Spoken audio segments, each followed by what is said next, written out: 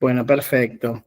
Bueno, estamos acá entonces en estas primeras jornadas de Chemsex, que le hemos puesto el nombre de Diálogos entre Academia y Activismos, un nombre que es totalmente provisorio, ¿sí? Que busca más hacer preguntas que de alguna manera aportar certezas, ¿sí? Porque son un poco las preguntas que nos venimos haciendo y que traemos para compartir. Un poco darles la bienvenida a esta actividad que organizamos desde el grupo de estudios indisciplinados en sexualidades sudacas, que es un grupo que un poco flasheamos y armamos entre compas, amigues, cruzando, y que teníamos como las ganas de empezar, digamos, a sistematizar algo de las discusiones que nos van surgiendo en relación al ejercicio libre de las sexualidades, y decidimos comenzar de alguna manera la vida de este grupo de estudios con este debate sobre chemsex. La idea del grupo es que sea un espacio, digamos, de pensamiento crítico, afectivo, que podamos también cuestionar un poco las lógicas de la academia, pero que también podamos nutrirnos de los avances, digamos, y de los descubrimientos que vamos haciendo en diferentes territorios, ¿no? Como es la propia experiencia, como es el estudio, digamos, académico, el activismo, las prácticas en el sistema de salud, y es por eso que en estas jornadas un poco intentamos que haya diferentes voces, ¿sí? Que nos permitan de alguna manera construir esto que nos estamos preguntando, ¿no? Y en relación a esto, bueno, hay un montón de amigues, compañeros, organizaciones que quizás quedaron esta vez, digamos, por fuera, digamos, de el rol de agitar la pregunta, como quienes son convocados, digamos, a exponer, pero que les invitamos a que en los 3 encuentros tomen la palabra porque nos parece fundamental sus aportes y sus recorridos. Quería contarles que se inscribieron en estas jornadas gente de Cava, de toda la provincia de Buenos Aires, hay compas de Barcelona, de Madrid, de País Vasco, de Bilbao, de Villa Langostura, de Colombia, Bogotá, Lima, de Río Gallegos, de Bolonia, de Rosario, de El Salvador, de Corrientes, de Entre Ríos, de Paraná, Neuquén, México, Montevideo, Chile, Resistencia. Bueno, la verdad que somos más de 160 inscriptos, que hoy quizás no estemos todos, pero empezamos a tejer redes, digamos, y a encontrarnos. Así que, dicho esto, este primer encuentro va a estar coordinado por Seba y segundiado por Tian, digamos, que va a estar atenta, digamos, a lo que salga en el chat, y les damos ahí la bienvenida. No hablo más. Bueno, y yo ahí tomo entonces un poquito lo mismo que Cris, ¿no? Agradecerles ahí por estar. Y bueno, un poco pensábamos, ¿no? Bueno, como por dónde arrancar, hay algo en relación al chemsex que sí nos empieza a hacer como ruido, se empieza a escuchar, ¿no? Ese ruido en relación al chemsex. Entonces, bueno, desde dónde pensarlo, cómo pensarlo, nos parecía interesante, digo, abrir este espacio, ¿no? Entonces, un poco en relación a eso, yo ahora voy a tirar una definición, que es un poco la que empezamos a encontrar en relación a chemsex, pero esto tiene que ver, y un poco las jornadas lo que buscan es quizás desarmar estas conceptualizaciones y ver cómo también las adaptamos acá, o cuáles son las preguntas que en relación a eso se nos abren, ¿no? Entonces, digo, el chemsex se empieza a nombrar como el uso intencional de drogas para potenciar o extender prácticas sexuales, especialmente en encuentros entre varones gays, bisexuales y otras disidencias, ¿no? Y este tema por ahí ya empezó a ser abordado en Europa, América del Norte, pero acá en Argentina empieza a tener, o sea, tiene un enfoque relativamente incipiente, ¿no? Entonces, pero el ruido se empieza un poco a sentir, ¿no? O quienes en algunos ámbitos empezamos también a quizás ver esta dinámica de alguna forma, ¿no? Entonces, desde ese lugar un poco la invitación es como pensar al chemsex desde la complejidad, ¿no? porque por ahí son muchas las preguntas que se nos aparecen e incluso nos contradicen, entonces, bueno, pensar desde la complejidad y quizás las distintas intersecciones que atraviesan el tema, para un poco también posicionarnos desde la autonomía de los cuerpos, evitar disciplinamientos morales, pero no por eso dejar de pensarnos en los riesgos, ¿no? Incluso preguntarnos cuándo es eso que se convierte en un problema o cuándo el chemsex empieza a ser un problema de salud, para también de alguna forma pensar a qué le pedimos, ¿no? A la salud pública como respuestas a dar, ¿no? Y acá, bueno, a mí me atraviesa algo como mi ser médico generalista en relación a pensar, ¿no?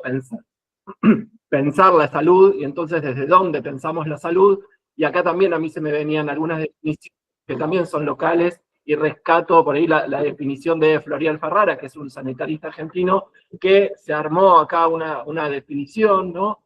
Que un poco contrapone a la definición estática de la OMS, que tiene que ver con ese perfecto bienestar, ¿no? Y lo que plantea Ferrara es que habla de que nombra la salud como la capacidad de lucha y de resolver conflictos, y no como un estado de completo bienestar, ¿no? Como esa cuestión estática que plantea la OMS, ¿no? Entonces, pensar la salud como lucha para resolver los conflictos antagónicos, esto es lo que dice, ¿no?, Ferrara, que quieren evitar que alcancemos el óptimo vital para vivir en la construcción de nuestra felicidad. Entonces, me parece interesante también rescatar esta definición de salud, porque también un poco lo que queremos hacer es rescatar cuál es nuestra definición, ¿no?, de chemsex, y sobre todo para poder pensar en esta tensión de lucha, ¿no?, de que quizás no lleguemos a un estado acabado de la situación, pero sí mostrar las tensiones, y que justamente esa tensión, esa lucha, o estar ahí en tensión, es lo que nos va a permitir conseguir estados de salud, o al menos para pensar cómo aparece el cuidado en esa intersección, y que eso de alguna forma es lo saludable, ¿no? Entonces, un poco este espacio y este encuentro, esta jornada, lo que buscan es propiciar ese espacio, ¿no? Ese espacio de intercambio y de generar también salud colectiva, ¿no? Salud en términos más amplios de cómo quizás a veces la pensamos. También para poder pensar cuáles son los actores, ¿no?, que hay que tocar y intervenir.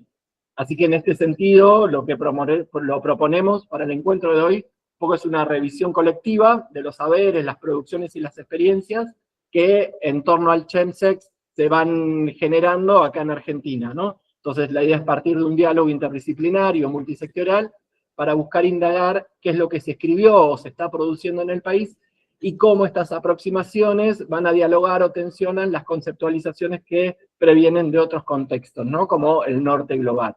Entonces nos interesa un poco problematizar si la categoría de chemsex es pertinente o es útil en nuestro contexto local, explorar los modos en que diferentes colectivos, instituciones o comunidades vienen abordando la temática, y lo que queremos hacer es, un poco lo que decía Cris, también lo que vengo yo repitiendo, es invitarnos a pensar de manera situada las prácticas, los discursos y las políticas que están vinculadas también al consumo de sustancias en contextos sexuales, para poder construir colectivamente una mirada crítica y situada un poco sobre el tema. Entonces, para este primer encuentro pensamos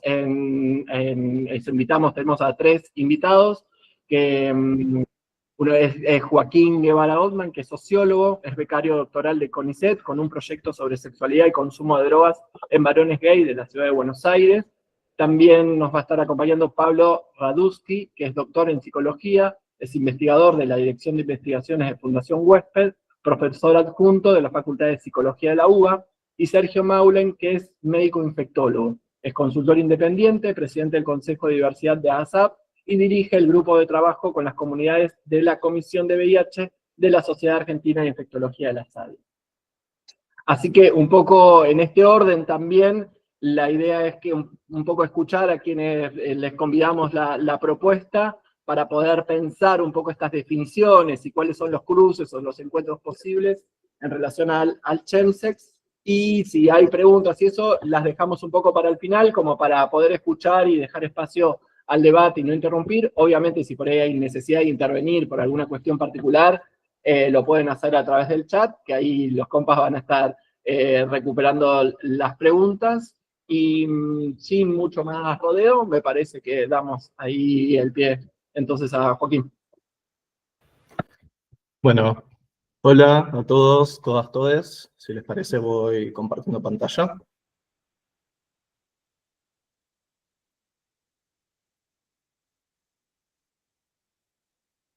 A ver. Ahí están viendo, ¿no? Hay que ponerla en presentación, Joaquín. Ahí va. Ahí va. Bien, perfecto. Bueno, cualquier cosa me dicen porque yo a ustedes no los estoy viendo. Bueno, mi nombre es Joaquín, soy sociólogo de la UBA, becario doctoral del CONICET, también estoy haciendo el doctorado en la Facultad de Ciencias Sociales de la UBA. Y bueno, como introducían recién, mi proyecto es sobre consumo de drogas y sexualidad en varones gays, y la presentación que les traigo hoy es consumo de drogas y sexualidad en varones gays, cuáles han sido los problemas de investigación. Lo cual abarca el chemsex, pero justamente quizás la mirada de mi proyecto intenta tener una mirada un poco más amplia sobre el fenómeno del consumo de drogas en esta población, y bueno, y algo de eso es lo que le voy a traer en esta presentación. ¿A qué me refiero con tener una mirada un poco más amplia? Para eso yo suelo recurrir mucho a dos ejemplos, que son estos que les traigo acá, para dar cuenta de la asociación que ya preexistente del consumo de drogas con la homosexualidad, y suelo recurrir mucho a estos dos ejemplos locales. Uno es del año pasado, quizás muchos lo tienen presente, es una entrevista que Nicolás Márquez, biógrafo de Milei, ideólogo ultraconservador, facho, dio en Radio Con Voz el año pasado, en donde una de las tantas declaraciones que dio en esa entrevista es cuando le preguntaron sobre cuál era su problema con la homosexualidad, él contesta: hay conductas objetivamente sanas y conductas objetivamente insanas. Cuando el Estado promueve, incentiva, financia la homosexualidad, está incentivando una conducta autodestructiva. Es insana y autodestructiva porque una persona de tendencia homosexual vive 25 años promedio menos que una persona heterosexual por varias razones.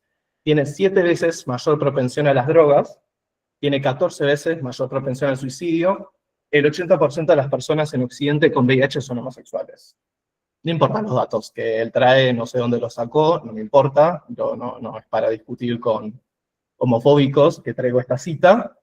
Y el otro ejemplo que muchas veces recurro es este cántico también muy conocido, que bueno, dice la historiografía, que es el cántico con el que echaron al Frente de Liberación Homosexual de la Plaza de Mayo en el 73, que es: no somos putos, no somos faloperos, somos soldados de farra y montoneros.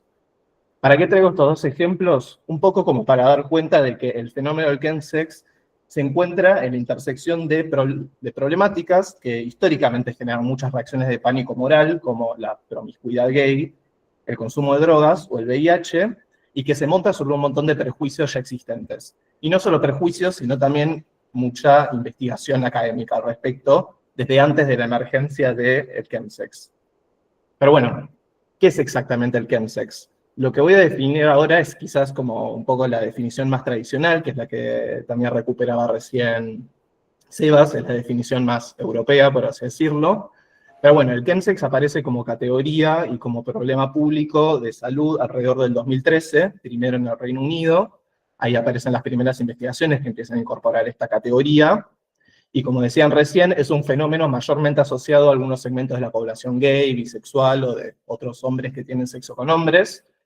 Se define como el consumo intencional de drogas para tener sexo, en función de aumentar el placer, la duración de los encuentros, tener una mayor desinhibición, facilitar prácticas sexuales más extremas, entre otros objetivos, entre otros propósitos.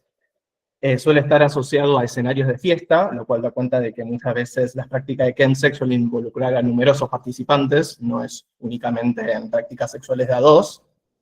Y en sus definiciones más estrictas se asocia al consumo de 3 drogas: de metanfetamina en cristal, de mefedrona, que suele ser como un reemplazante más barato de la metanfetamina, y el GHB.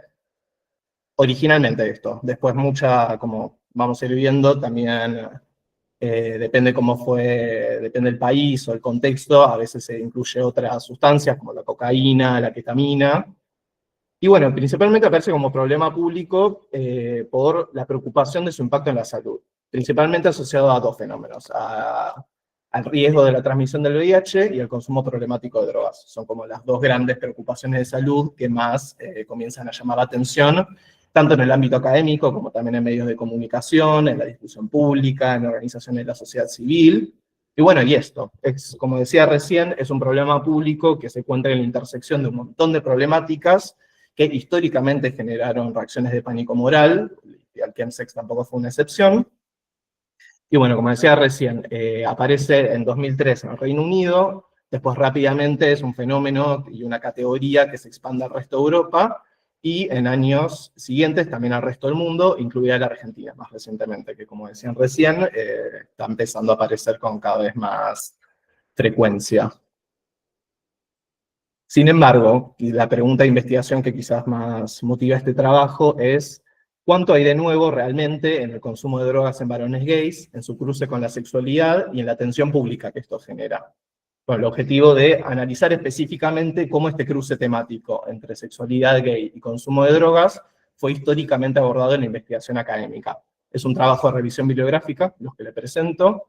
Fue una revisión y un análisis de 267 textos en total, desde el 77 hasta el 2024, de los cuales 153 son específicos sobre chemsex. O sea, la gran mayoría de la investigación sí se ha hecho específicamente sobre chemsex en los últimos 10, 15 años, pero también se da cuenta de que es un cruce temático que ya venía siendo investigado desde, bueno, por lo menos del 77, que es donde yo encontré el primer texto. Un poco voy a hacer esta reconstrucción histórica como para ir llegando a lo más presente respecto del chemsex y después más específicamente a la Argentina. Pero bueno, como decía, desde finales de la década de 1970 es que aparecen las primeras investigaciones que van construyendo a la orientación sexual como una variable en el consumo.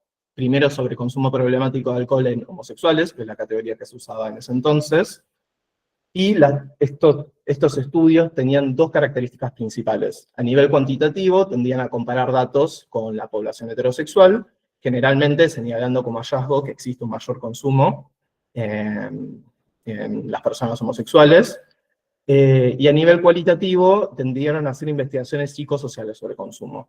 Esto significa que se entiende el consumo como resultado de un malestar psíquico, principalmente la discriminación por motivos de orientación sexual, y tendrían a ser perspectivas, de la disciplina más de la psicología, y individualizantes, y bueno, muchas veces patologizantes, sobre todo en aquellos primeros años.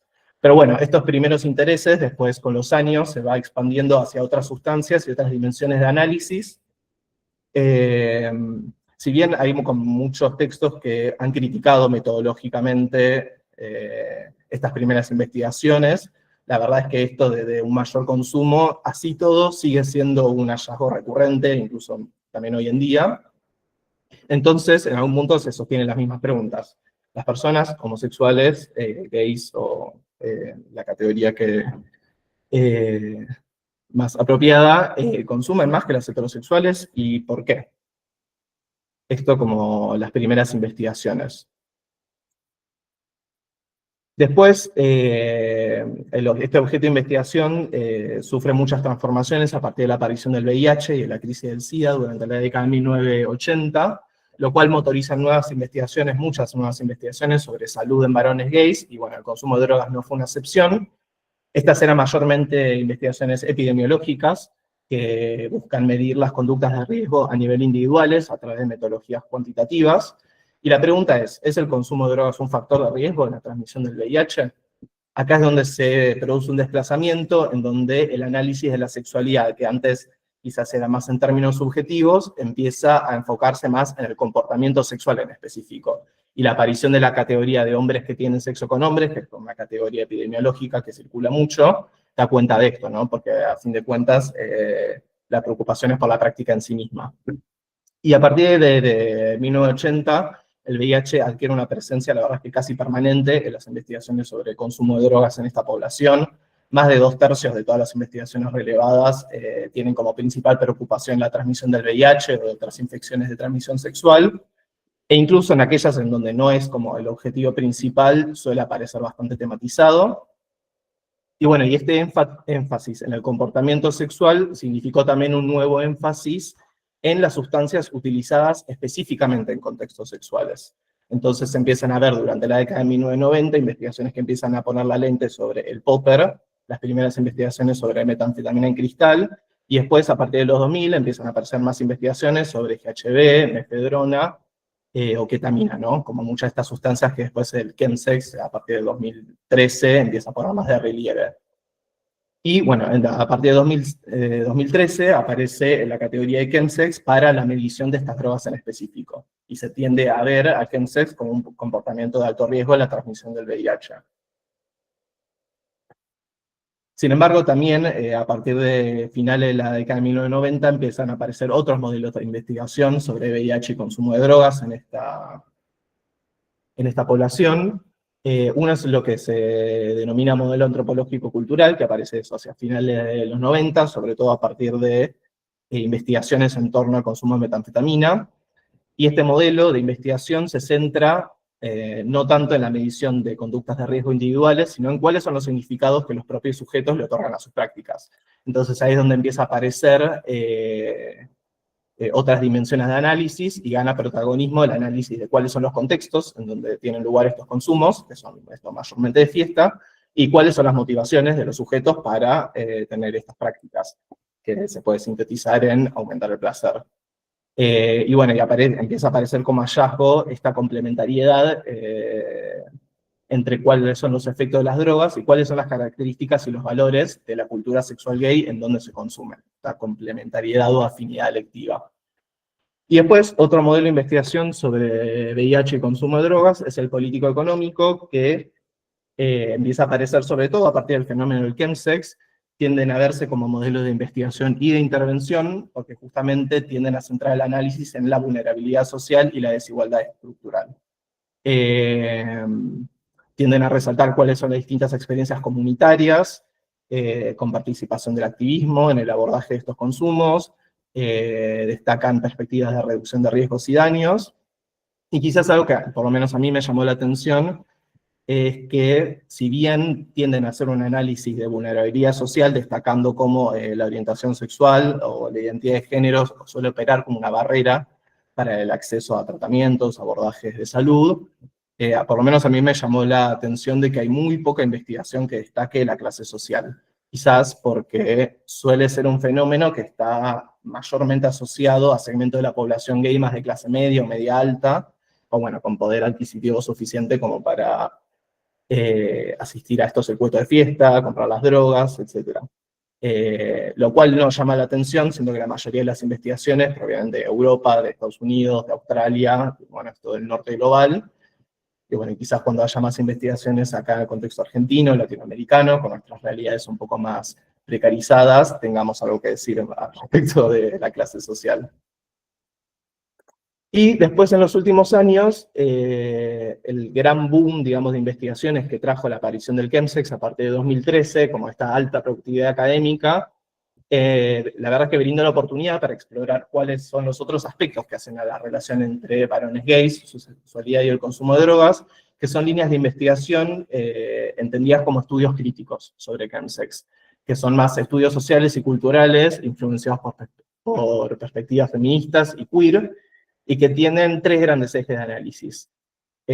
Unos son estudios sobre salud, que buscan tener una mirada más allá del paradigma de riesgo tradicional, este paradigma epidemiológico que les contaba antes, que tienden a destacar los abordajes comunitarios, como decía antes, y también hay algunas investigaciones que empiezan a analizar no solo el riesgo como una consecuencia no deseada de estas prácticas, sino como mismo riesgo puede formar parte de la experiencia erótica, viéndolo desde la perspectiva de los propios sujetos, ¿no? Otro eje de análisis es el análisis del placer. Yo recién decía que suele aparecer siempre como la búsqueda de un mayor placer como la principal motivación para estas prácticas, pero normalmente eran investigaciones que se quedaban ahí, como tipo, bueno, esta es la principal motivación, y en los estudios críticos empiezan a haber análisis un poco más profundos sobre el placer y cómo la búsqueda del placer, sea sexual o de consumo de drogas, organiza la identidad, la intimidad y la sociabilidad gay. Y después el otro eje de análisis, los estudios más críticos sobre chemsex, son, bueno, cuáles fueron las transformaciones sociales en las que se materializa el chemsex. El principal eje en donde se centran estas investigaciones es en el de las tecnologías, como la aparición de nuevas sustancias, sea de nuevas drogas, o quizás acá aparece, digamos, no es coincidencia que la aparición del fenómeno del chemsex se solapa bastante con la aparición del PrEP y su difusión su gran difusión en la población gay.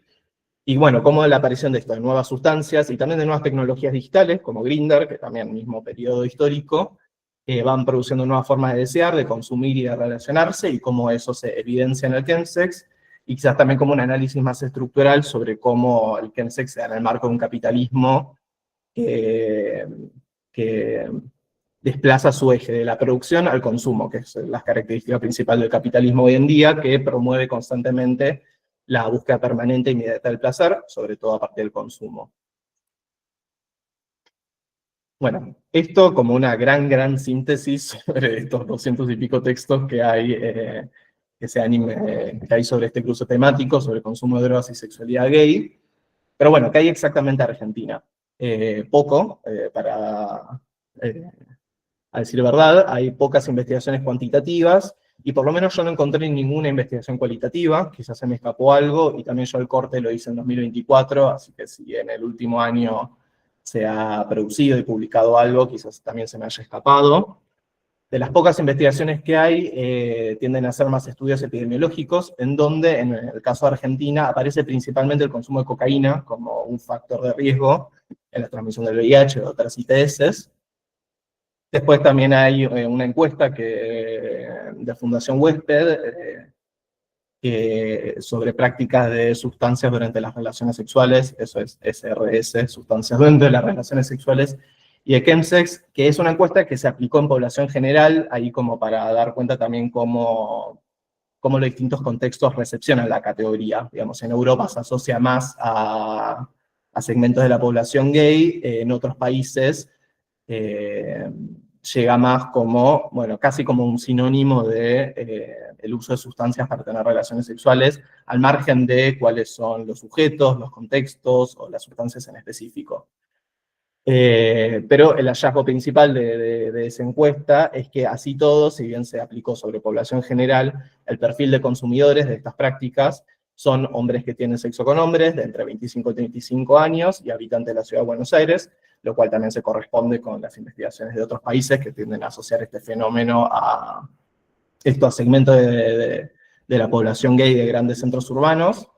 Después hay una encuesta hecha sobre usuarios de PrEP de hospitales públicos, que como hallazgo fue una prevalencia del 32%, que es un número bastante alto, de práctica de chemsex en esta población de usuarios de PrEP, lo cual también se corresponde con otras investigaciones de otros países, en donde el chemsex y el PrEP van bastante de la mano, ya que es una práctica en donde es poco usual el uso de preservativos. Y bueno, y como decían también al principio, es un tema de interés que cada vez se ve más en organizaciones, sobre todo que abordan el VIH o la reducción de daños y riesgos en el consumo de drogas. Un poco como la recapitulación y como para ir finalizando, es que si bien no es un fenómeno nuevo, el chemsex definitivamente trajo una renovada atención sobre cuáles son las prácticas de consumo de drogas y sexuales de varones gays. Pero bueno, este interés, este cruce temático entre consumo de drogas y sexualidad gay no es realmente nuevo y se fue transformando como objeto de investigación a lo largo de las décadas. Me resulta interesante destacar cómo las problemáticas de salud muchas veces funcionan como puerta de entrada también para el análisis de otros aspectos sociales y culturales sobre la sexualidad, lo cual me parece una gran oportunidad.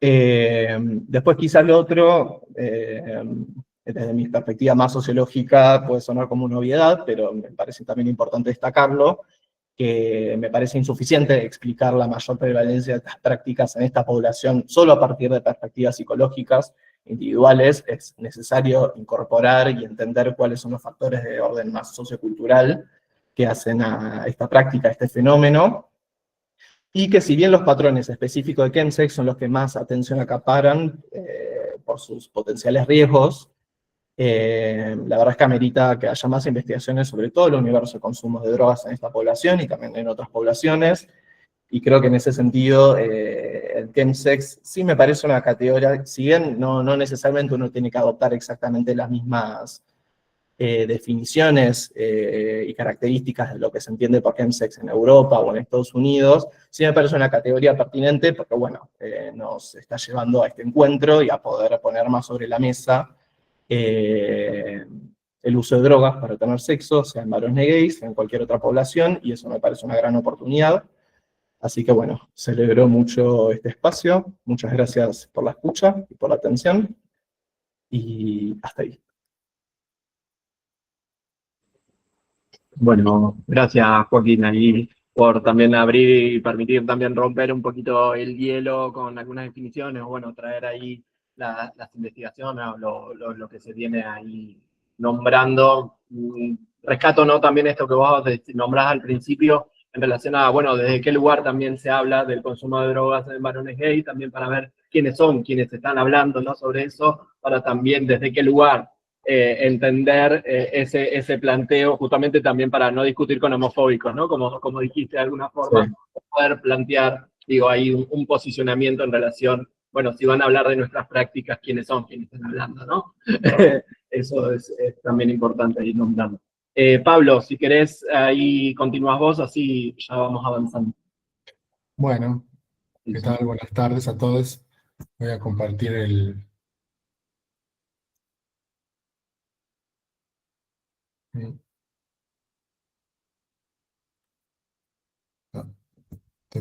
Comparto el spoileo. Espera que dejo. Estoy spoileando. Estaba en la última. Ahora sí.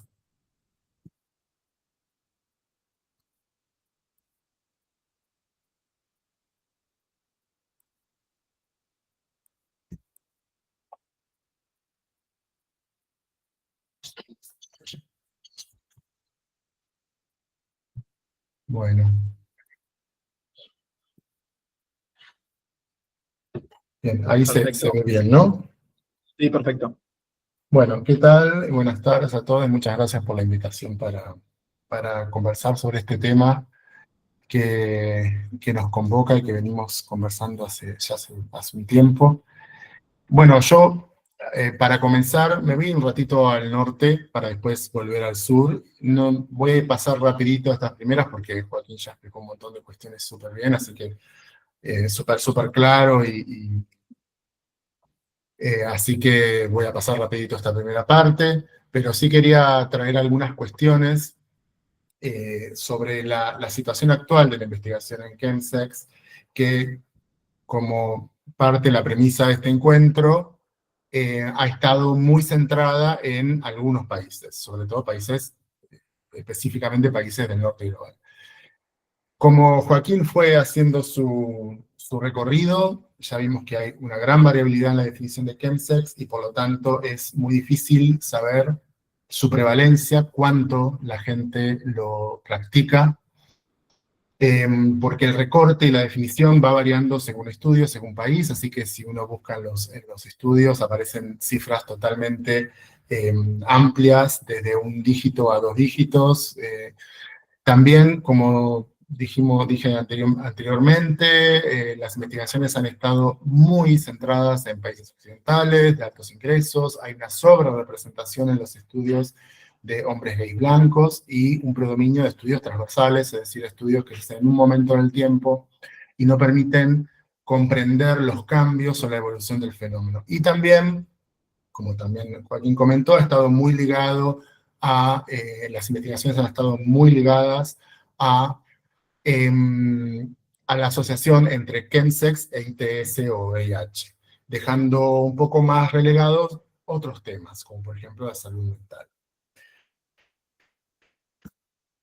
Respecto a la definición, yo traigo una definición el año pasado, en la última conferencia en AIDS, la última conferencia de SIDA, que fue el año pasado en Múnich, hablando del norte global. Hubo un taller específico de chemsex, hay mucho interés a nivel global por este tema, y se trajo una definición que yo tomé sobre todo la tomé porque en ese momento me hizo ruido y para desarmarla. Y algunas pistas de esto Joaquín ya mencionó.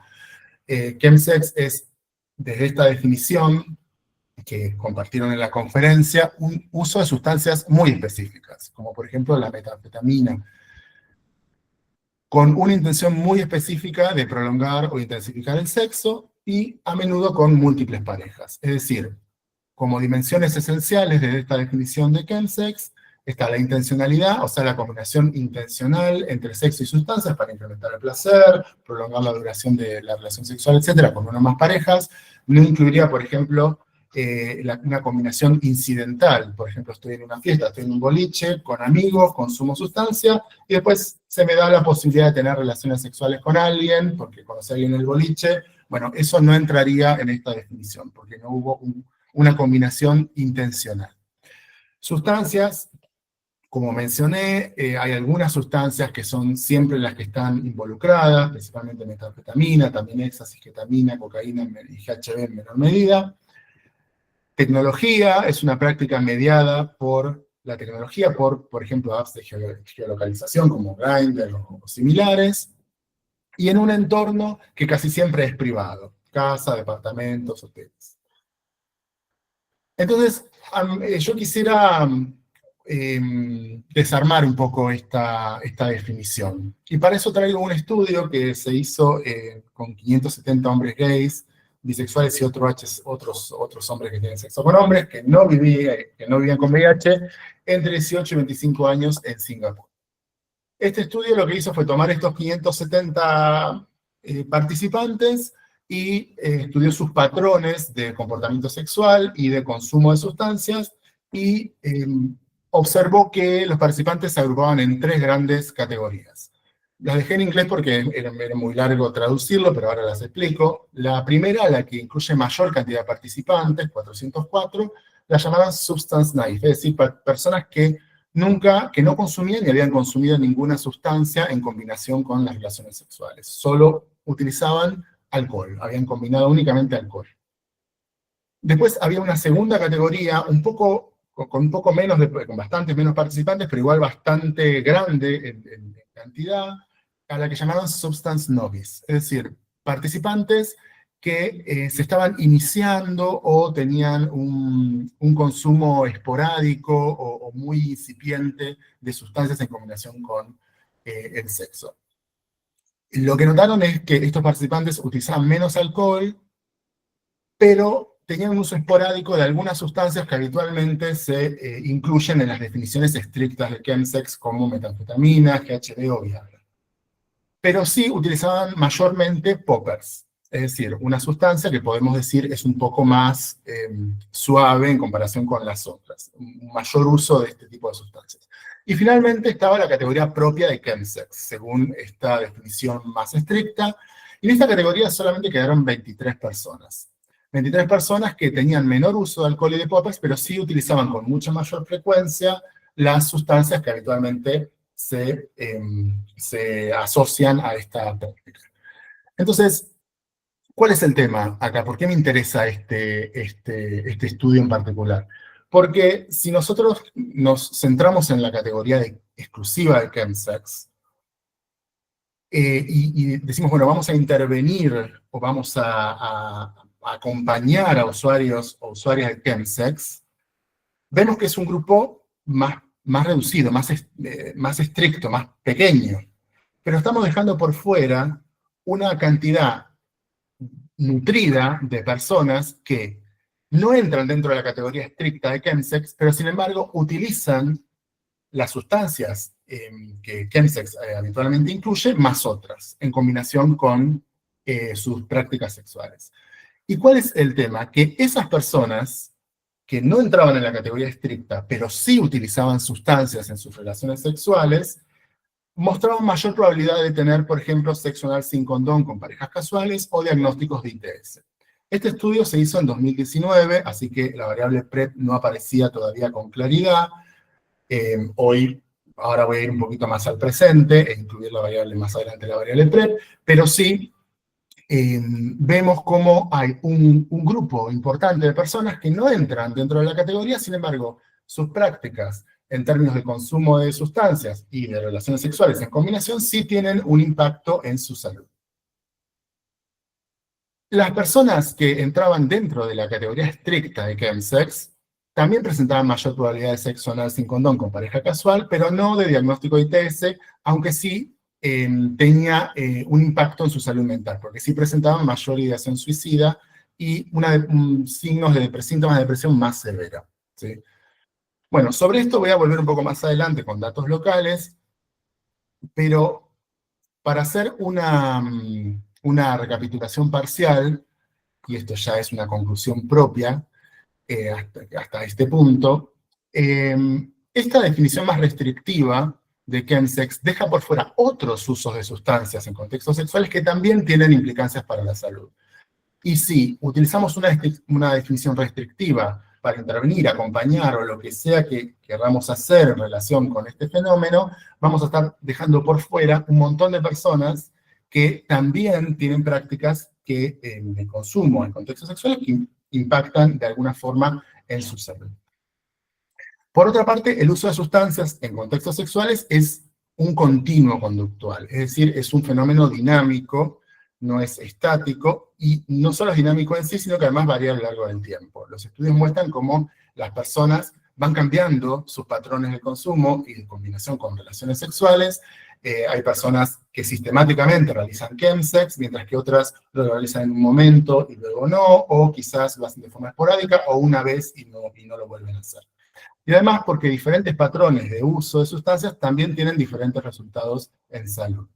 Por eso es que desde la Fundación, por ejemplo, y también en sintonía con algunos otros investigadores de la región, utilizamos un concepto que nos parece un poco más abarcativo, que es el de uso sexualizado de sustancias. Es decir, todo uso de sustancias en un contexto sexual. Esto puede implicar chemsex o no, como es esa franja intermedia de la pirámide invertida. Y justamente lo utilizamos para incluir todos esos fenómenos que no entran dentro de la definición estricta. Esto significa que, desde mi punto de vista, haya que desechar la definición de chemsex. No, porque hay personas que sí realizan esa práctica y creo que tampoco vale la pena diluir las diferencias interindividuales y homogeneizar. Simplemente el concepto más amplio tiene que ver con abarcar una mayor cantidad de fenómenos relacionados con el uso de sustancias en contextos sexuales. Entonces, ya yendo a Argentina, los primeros datos que tenemos desde la Fundación se remontan al 2018, ¿sí? Así que lo que les voy a presentar ahora, voy a hacer una serie de estudios. Los estudios que presento van a estar focalizados sobre todo en hombres gays, porque es la población en la que yo personalmente trabajo en la Fundación principalmente. Respecto de otros datos de otras poblaciones tenemos y los puedo comentar después, ¿sí? También si es de interés. Entonces, haciendo un poco de cronología con los datos desde que hemos ido recabando desde la Fundación,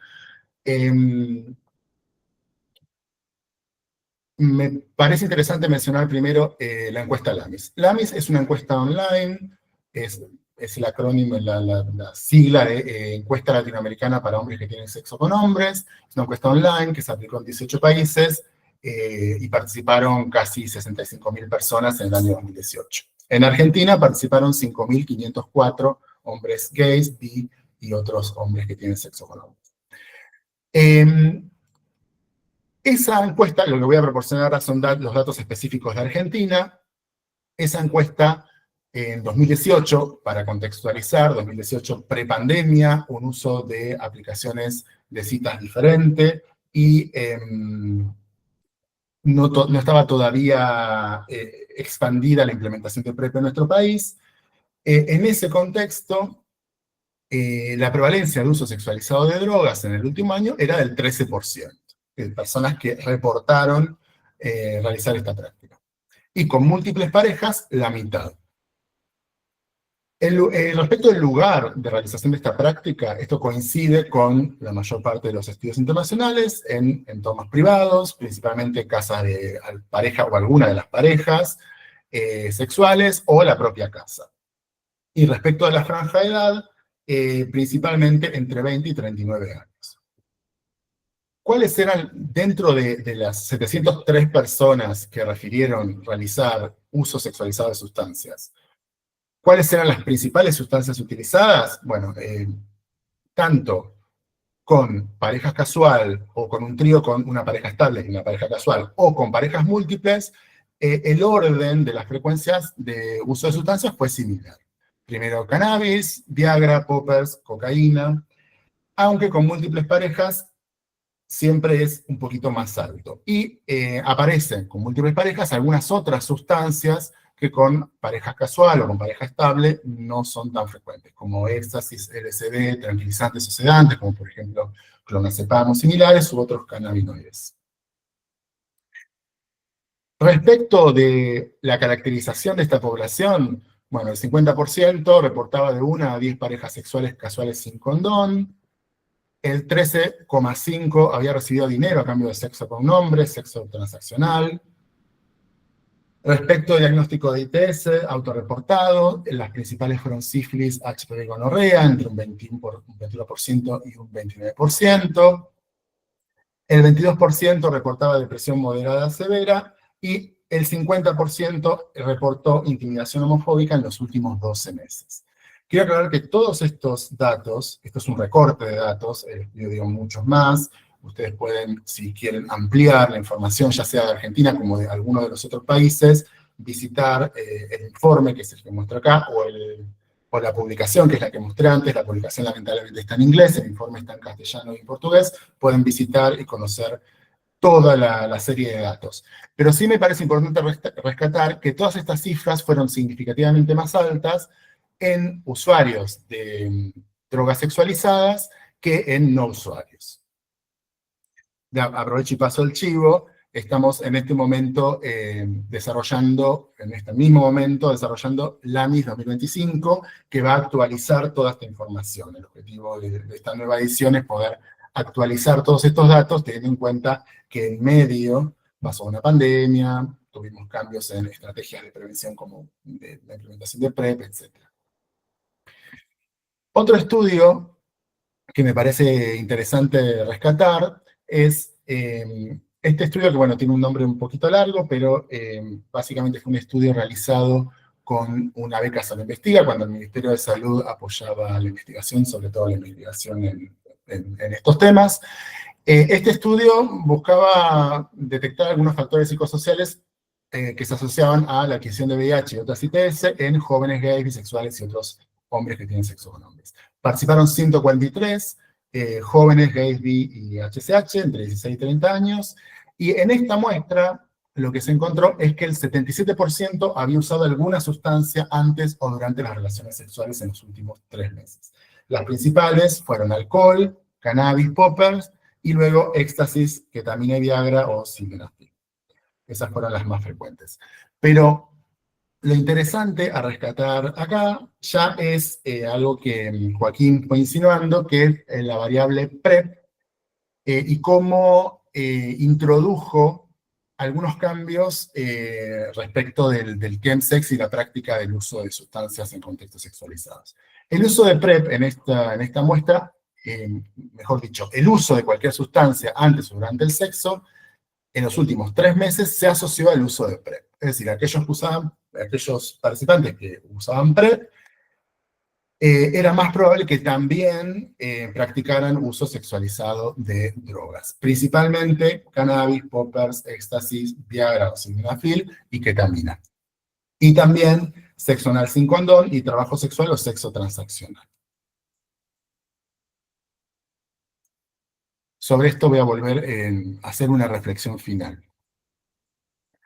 Y el último estudio que quería comentar es LibriVox. Este estudio ya no es específico de Argentina, no tenemos un análisis específico de Argentina, es un estudio regional, hecho en 10 países iberoamericanos, así que también hay un poquito del norte global acá.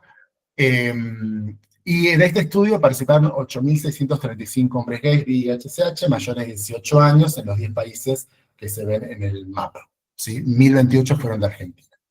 En este estudio, la prevalencia de uso sexualizado de drogas fue mucho más pequeña, fue del 12%.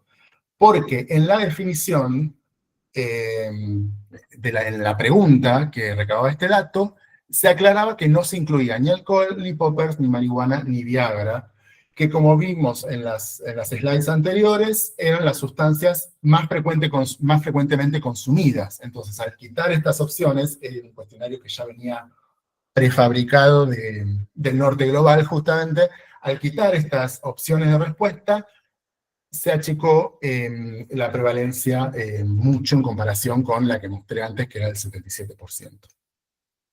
Pero esto sí, yo hoy recopilando todos estos datos y tratando de hacer un hilo conductor entre los distintos pedacitos de información, pensaba que justamente, respecto a los patrones de consumo acá en Argentina, que justamente alcohol, cannabis, marihuana, poppers, en un contexto como el nuestro, donde hay restricciones legales por un lado y restricciones económicas por el otro, son las sustancias más fáciles de conseguir. ¿Sí? Mientras que quizás en otros contextos sean igual de fáciles de conseguir, pero otras estén más disponibles. Lo que me interesa rescatar de acá es que en un estudio de perfiles, aquellos participantes que eran usuarios de drogas, usuarios de drogas en contextos sexuales, también tendrían a tener las siguientes características: entre 30 y 44 años, un nivel educativo elevado, empleo, vivir en un entorno muy urbano, como también Joaquín mencionó, tener 6 o más parejas ocasionales, ser usuarios de PrEP, justamente, estar fuera del closet y tener antecedente diagnóstico de Mpox, porque el libro Pox, lo mencioné, era una encuesta para relevar conocimiento, prácticas y actitudes respecto de la Mpox. Así como los usuarios de drogas en contextos sexuales tenían este perfil, también resultaban ser personas que tenían mayor percepción de riesgo y mayor preocupación acerca de la Mpox, y mayor intención de aislarse en caso de diagnóstico o de intención de vacunarse. Es decir, tenían mayor motivación en general para proteger y cuidar su salud. Entonces, tratando de hilar y de llegar a una conclusión que es absolutamente propia y la suelto para la discusión y para el debate, es una cuestión que me parece ver, y ustedes después en el momento que tengamos de discusión me dirán qué piensan, que aquellas personas que realizan chemsex o uso de drogas en contextos sexuales son personas que tienen en algún punto conciencia de las implicancias de sus prácticas, las implicancias de sus conductas, y como lo saben y tienen esa conciencia, también tienen una preocupación por su salud, tienen un involucramiento respecto de su salud, una preocupación por saber, por informarse, circula información y activamente tienen motivación para, ya sea reducir los riesgos de sus prácticas porque conocen cuáles son o conocen cuáles son las implicancias de sus prácticas, o para directamente limitarlos o eliminarlos si es posible. Es decir, es un grupo que por esta información, ¿no? Son usuarios de PrEP, se preocupan, tienen intención de vacunarse, tienen intención de realizar conductas preventivas, sobre todo en un contexto Mpox. Recordemos que nuestro país tuvo en el medio de la epidemia de Mpox, hubo una escasez muy grande, si por no decir total, de respuesta por parte del Estado, preventiva, o sea, no de vacunas, y prácticamente toda la respuesta provino de parte de la propia comunidad, que dijo, bueno, si el Estado no me cuida, ¿qué tenemos que hacer nosotros? Y hubo cambios conductuales que surgieron de la propia comunidad. Entonces, a mí me da la impresión, y esto es una hipótesis otra vez, que es un grupo que tiene mucha conciencia de su propia salud y sabe que las prácticas que elige hacer intencionalmente, tienen unas implicancias y activamente busca cuidarse, protegerse. El hecho de, por ejemplo, que estas personas tengan mayor probabilidad de estar en PrEP, hace que, por ejemplo, tengan una frecuencia de controles muy seguida, se testen con frecuencia, tengan un contacto con los servicios de salud particulares. Pero una cosa que también quiero mencionar es que este grupo, así como tenía mayor intención, mayor motivación para cuidarse y protegerse, también es un grupo que reportaba mayor estigma relacionado en este caso con mpox. Es decir, percibían que de tener mpox o de contar a otros que tenían mpox los ponían en una situación de ser estigmatizados, pero también les generaba una gran carga de culpa, de vergüenza, de sentimiento de responsabilidad por haberse infectado.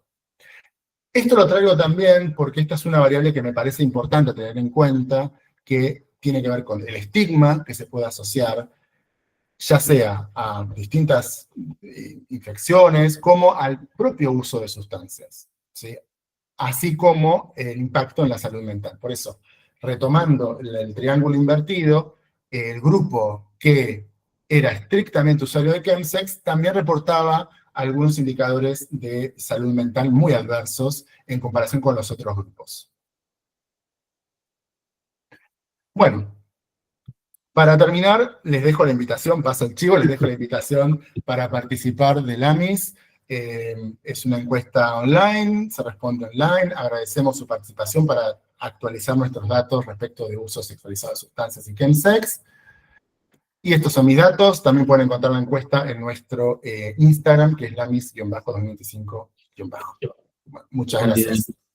Bueno, gracias, Pablo. Bueno, algo de lo que trajiste también a lo último, estas preguntas, me parece también se cruzaban con algo de lo que Joaco trae en relación a también pensar el riesgo como una parte constitutiva, no desencuentro con el placer. Me parece que ahí hay algo de quienes son más responsables o tienen información, tienen acceso, no cumplen un poco con, con asumir esos riesgos y generar acciones de cuidado sobre eso, ¿no? Bueno, pero para no dar más vuelta también, Sergio, te pasamos ahí la voz a vos y después ya abrimos la discusión, que entiendo que quizás hay como alguna ansiedad para poder intervenir o intercambiar. Bien, te escuchamos, Sergio. Listo, gracias, Sebas. Bueno, antes que nada quería presentarme, pero presentarme básicamente para contarles desde dónde hablo, ¿no? Yo soy médico infectólogo, como me presentaron, soy un varón gay, y desde esos dos lugares hablo, y en general en todos lados donde participo trato de iniciar con esto, digo, porque creo que es importante saber desde qué lugar uno habla, ¿no? Todos tenemos alguna posición desde la que charlamos. Y trabajando en VIH e ITS toda mi vida, la verdad es que yo en este momento no estoy haciendo consultorio, estoy haciendo asistencial, sí vengo trabajando en salud pública y en gestión, y desde ese lado creo que hemos podido dar algunos pasos que fueron importantes, particularmente en estos dos espacios donde ustedes mencionaron que estoy participando, que es la Asociación Argentina de Salud Pública, y en la Sociedad Argentina de Infectología, en la Comisión de VIH, coordinando un equipo que es el equipo de trabajo con las comunidades, donde básicamente nosotros lo que estamos tratando es de corrernos un poco de la cosa tecnocrática histórica de las sociedades científicas, y en este caso de VIH, no solamente discutir las dosis de los antirretrovirales, sino problematizar el VIH también desde el punto de vista de la salud pública. Y en nuestro equipo de trabajo con las comunidades, digamos, planteamos trabajar y problematizar género, derechos humanos, diversidades, y pensar incluso la respuesta desde ahí. Y algo que es interesante, y acá está conectado José Barleta también, es que pudimos, en esta nueva guía que va a salir de atención de personas con VIH, pudimos incorporar un capítulo de chemsex, donde está escrito como mencioné antes, por José, que lo lideró, por Ignacio Torón y por mí, de 3 infectólogos y varones gays también, digamos, obviamente motivados por el tema también, desde una cuestión profesional, pero también desde una cuestión, digamos, personal, porque que tiene que ver con con algo que nos preocupa. Ahora, el primer problema, y creo que ya lo han planteado tanto Joaquín como Pablo, es ¿a qué se refiere chemsex cada uno? ¿No? Y esto fue algo que también nosotros discutimos, digo, porque cuando pensamos en escribir este capítulo para que nuestros colegas de todo el país que usan estas guías para hacer seguimiento de personas con VIH o de personas con alguna infección de transmisión sexual, empiecen a pensar chemsex de una manera más estructurada, digo, y no solamente como una cuestión a veces accidental y que no se tiene en cuenta. Desde lo más formal, como puede ser la cuestión farmacológica y los efectos adversos, pero también como algo integral que tiene que ver con la vida de la persona, ¿no? Y de una manera que no sea prejuiciosa, ¿no? Si bien es un capítulo que está en trabajo y no está final, yo quería, en la introducción nosotros pusimos, en este contexto la identificación y el abordaje del chemsex debe considerarse parte integral de la atención clínica de las personas con VIH, de los usuarios de PrEP y de las poblaciones claves en general, con un enfoque de reducción de daños y desde una perspectiva informada, no punitiva y centrada en los derechos de las personas, ¿no? Y esto es nuestra declaración de principios desde donde planteamos incorporar en la conversación de cualquier consultorio el tema de chemsex. Que no es fácil, digo, porque más allá de nuestra declaración de principios, lo que pasa en un consultorio cerrado es muchas veces difícil de controlar. Pero sí creo que es importante que podamos empezar a ocupar estos espacios para poder hablar de estos temas y desde el lugar y la perspectiva que nosotros tenemos.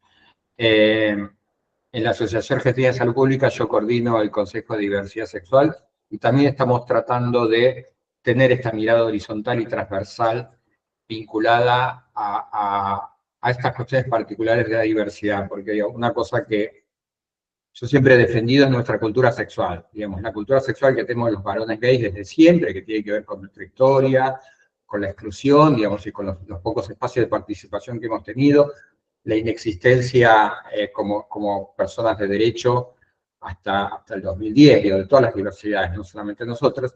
Entonces, me parece que desde ahí también tenemos que posicionarnos. Y como parte de esa cultura sexual también está la cuestión de los cuidados, ¿no? Digo, respetando la autonomía corporal, los derechos de las personas, con información y que puedan tener, digamos, su vida sexual de una manera protegida, de acuerdo a su deseo y a su placer. Pero también me parece que es un trabajo que tenemos que hacer para adentro. Cuando Pablo mencionaba lo de MPOX, yo recordé que cuando recién apareció MPOX, el Ministerio de Salud convocó a un grupo de organizaciones, especialmente organizaciones de la diversidad, pero organizaciones de VIH, para consultarles cómo había que hacer la campaña sobre MPOX, y la recomendación que se le dieron era que no se lo asociara con la homosexualidad porque eso era estigmatizante. Y yo cuando me enteré, la verdad que me pareció pésimo eso, porque el MPOX afectaba 99% a varones gays. ¿Cómo no vamos a trabajar con nuestra comunidad para avisarle que ahí es donde tenían que cuidarse? Entonces terminó saliendo una publicidad que hablaba de cuidarse en el colectivo y no sé, una estupidez. Entonces, me parece que también tenemos que trabajar para dentro de nuestra comunidad, no solamente trabajar para afuera, digo, en estos espacios, en los espacios de poder y en los espacios de decisión, sino que también es importante porque a veces puede ser un límite complicado, ¿no? Digo, esto entre favorecer el prejuicio y la discriminación y la estigmatización o invisibilizarnos. Me parece que así como en su momento, cuando pasó la MPOX, dijimos, bueno, nuestra cultura sexual también son los saunas, también son los cines pornos, también son los dark rooms, pero bueno, está el MPOX, ahí tenemos que cuidarnos, evitemos por ahora esos espacios que aumentan nuestros riesgos. Digo, pero reconociendo que es parte de nuestra cultura, no estigmatizándola, no demonizándola. Me parece que ese es el lugar donde debemos pararnos. Con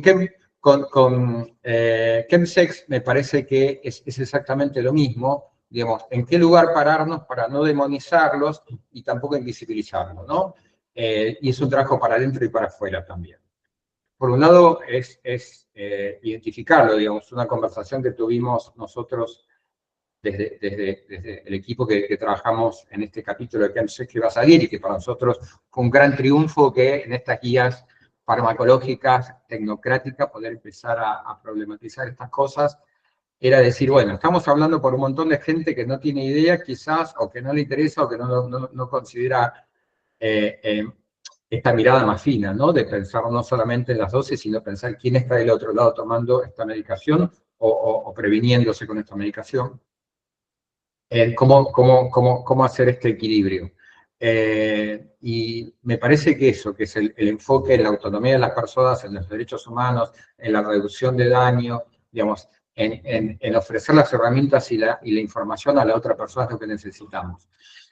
Y por otro lado necesitamos más información que tiene que venir de los estudios, ¿no? Digo, porque yo siento que en este momento estamos hablando de una población unificada cuando pensamos en ChemSex, y ya solamente por escuchar las cosas que comentaron Joaquín y Pablo, yo creo que probablemente no sea un grupo único. Digo, incluso pensando en el uso sexualizado de drogas, tenemos que empezar a entender quiénes son. Porque también nos pasó a nosotros en PrEP, ¿no? PrEP fue demonizado en su momento diciendo que fomentaba que aparezcan otras infecciones de transmisión sexual, y cuando se empezó a hacer un estudio más fino, se pudo también entender un poquito más que el grupo de las personas que tenían sífilis o gonorrea o clamidia a repetición que tomaban PrEP, en realidad, en estos estudios que empezamos a traer más información, eran un 5%, a pesar que el número global daba un 30%. Entonces, también empezar a entender un poquito más quiénes toman ChemSex y qué decimos ChemSex en relación a cada uno de estos grupos es importante. Digamos, así como desde el punto de vista de la salud, es importante empezar a preguntar esto de una manera desestigmatizante, es importante que tenemos que saber muy bien de qué estamos hablando cuando hablamos de ChemSex y cuáles son los grupos, porque seguramente la gente que está informada, que de una manera absolutamente informada y con reducción de daños utiliza el ChemSex, no es la misma que otras personas que en situaciones de absoluta vulnerabilidad, de exclusión, digamos, sin mayores recursos, utiliza drogas para tener sexo. Incluso en contextos donde no puede tomar decisiones sobre otras cuestiones del sexo, no solamente sobre el uso o no de alguna de estas sustancias. Entonces, creo que ahí falta mucha más información que también nos va a ser útil para quienes trabajamos en salud para poder tomar decisiones. Y entender, me parece, esa cosa más fina de en qué contextos se usan, ya sea con ChemSex o de otros contextos, como en este término paraguas más amplio, que es el uso sexualizado de las drogas, en qué contexto usan las personas, bajo qué condiciones y cuáles son esos grupos, nos va a ayudar también a entender mejor, digo, porque si miramos la epidemiología desde el punto de vista de las infecciones de transmisión sexual, nosotros podemos decir que hay un porcentaje alto de personas que adquieren VIH o adquieren sífilis, alguna de esas, que han utilizado alguna droga en el consumo. Bueno, de toda la gente que utiliza drogas en algunas circunstancias bajo este contexto, y entendiendo estos diferentes grupos poblacionales que todavía no están tan separados, quienes realmente tienen un riesgo incrementado porque por el tipo de consumo que hacen no pueden cuidarse, porque hay una decisión consciente de no cuidarse, o porque no tienen ninguna posibilidad, digamos, por el contexto de esa relación sexual. Entonces, me parece que hace falta más información y más discusión entre nosotros. Por eso agradezco el espacio y agradezco que ustedes lo hayan facilitado desde GACE. Yo por mi lado también ofrezco los espacios, especialmente de la Asociación Argentina de Salud Pública, que es un espacio amplio donde participa cualquier persona que le preocupa la salud pública. No tienen que ser profesionales, universitarios siquiera. Activistas también, digamos, todas las personas que están preocupadas por la salud pública tienen un lugar y un espacio para dialogar. Me parece que son espacios también interesantes donde nos empezamos a cruzar con otras áreas para poder pensar una salud pública más integral y no solamente desde una respuesta biomédica, y también incorporar a la mirada biomédica estos aspectos más socioculturales y la perspectiva de la comunidad. Y entonces poder sumar estos espacios, digamos, que son más, no sé si la palabra es amigable, digamos, pero más comprometidos con los derechos humanos y que piensan la salud desde el lado de las personas, creo que tenemos que ir aprovechándolos. Ya veremos nosotros cómo podemos seguir dando las batallas desde estos lugares en los que estamos, digamos, para poder estar incorporando esta perspectiva. Yo creo que es importante que también, digamos, quienes trabajamos en estos temas nos identifiquemos de dónde estamos, digamos. Por supuesto, eso es una decisión personal, pero creo que poder pararse, en nuestro caso, en mi caso, digo, como un médico infectólogo, un trabajador de la salud pública gay, digo, me parece que también le da otra fuerza, ¿no? Desde donde nos posicionamos. Así que invito también a que podamos empezar a trabajar de esta manera articulada y visibilizada. Gracias. Gracias, Sergio.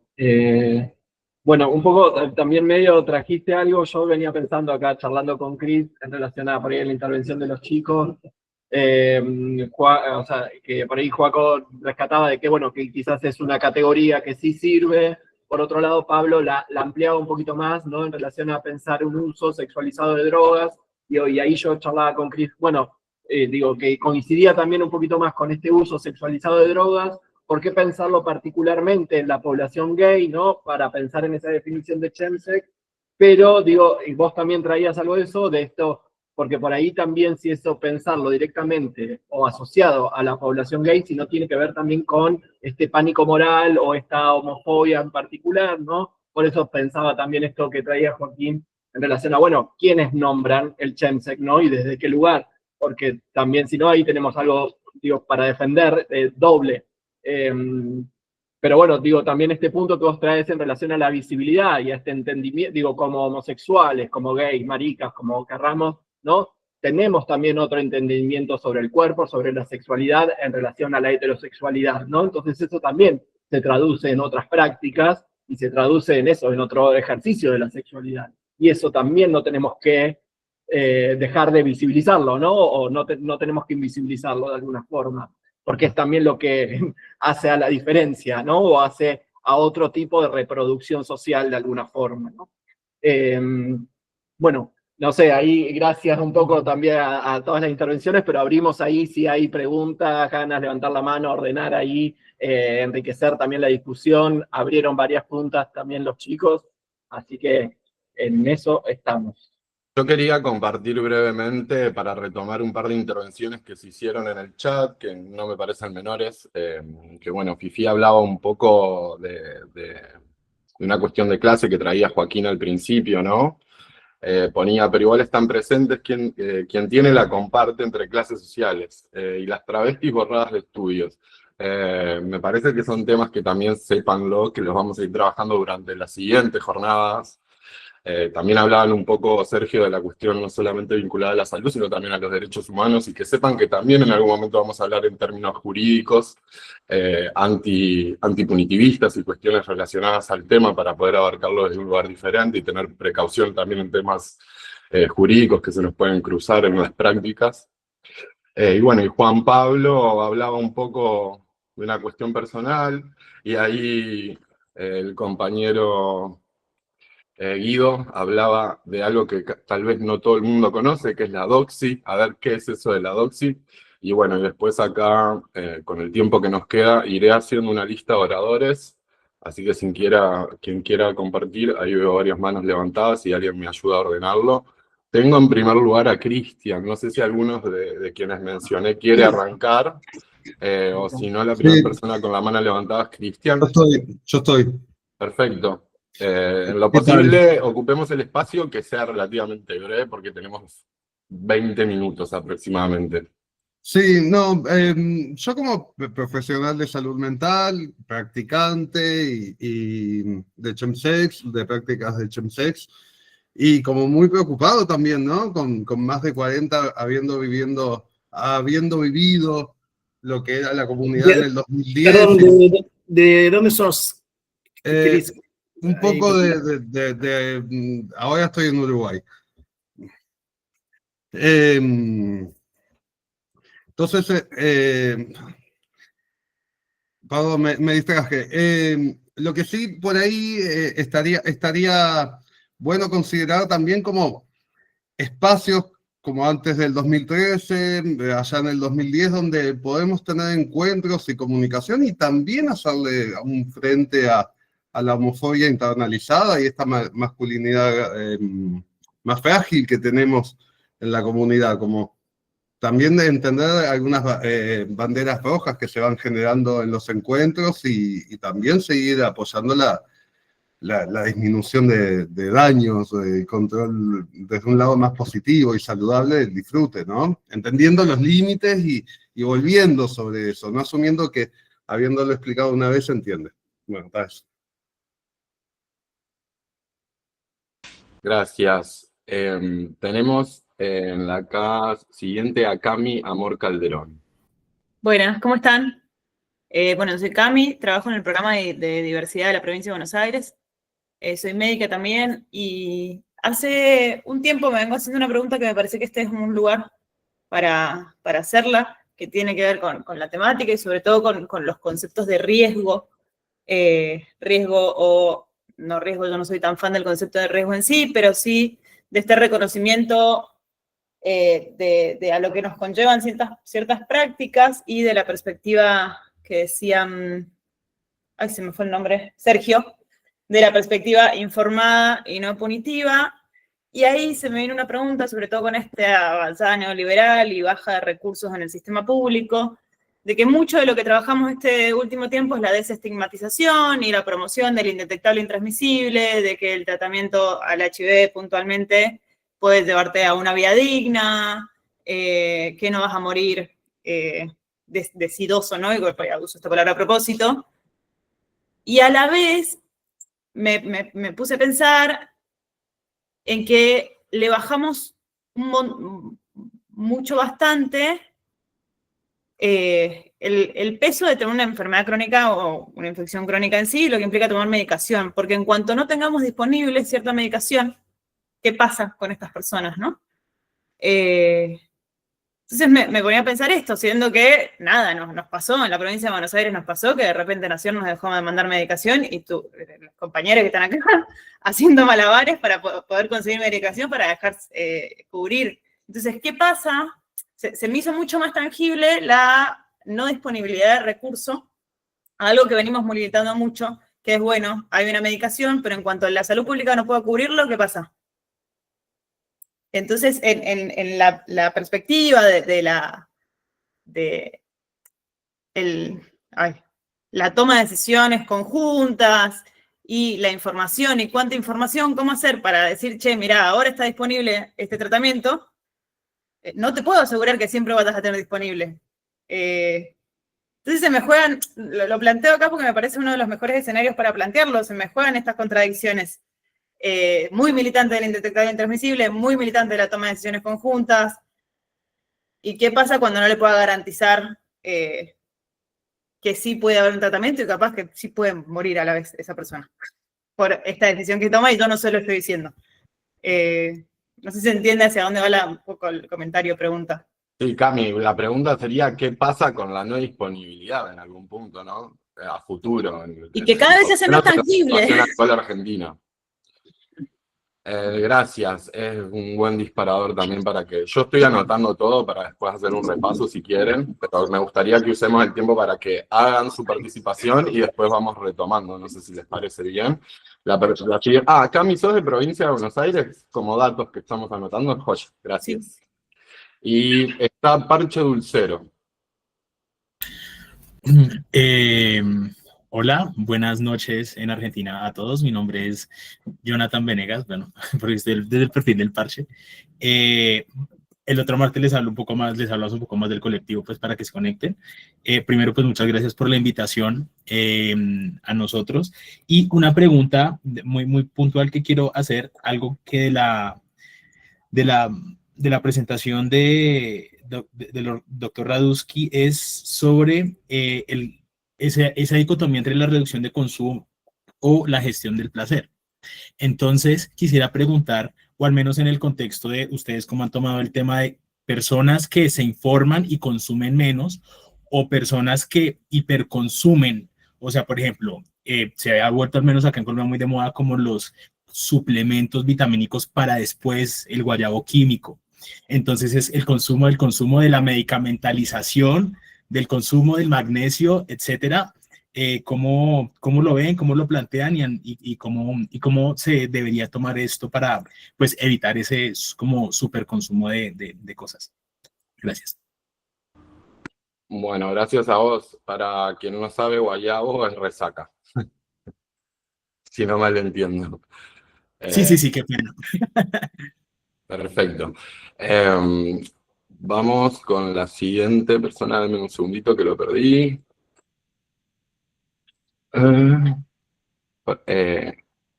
Abiti. Sí, ahí.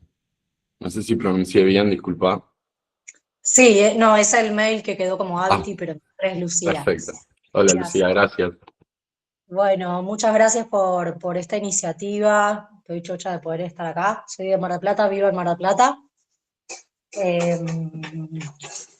Y se agradece la red marplatense porque es Mar del Facha, como ya deben estar al tanto, así que bueno.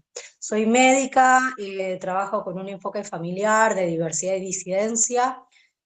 Trabajé en el programa de diversidad en sus inicios al Ministerio de Salud. Y trabajo desde la naturopatía, estudios psicodélicos y bueno, y últimamente más tantra y sexología.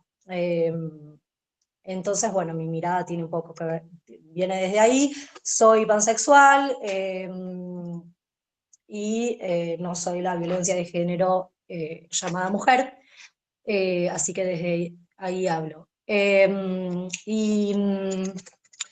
Nada, quería tratar un poco, y más en este día, 25 de noviembre, quería traer un poco a raíz de la mención de la sobre representación de los hombres blancos gays, a la identidad a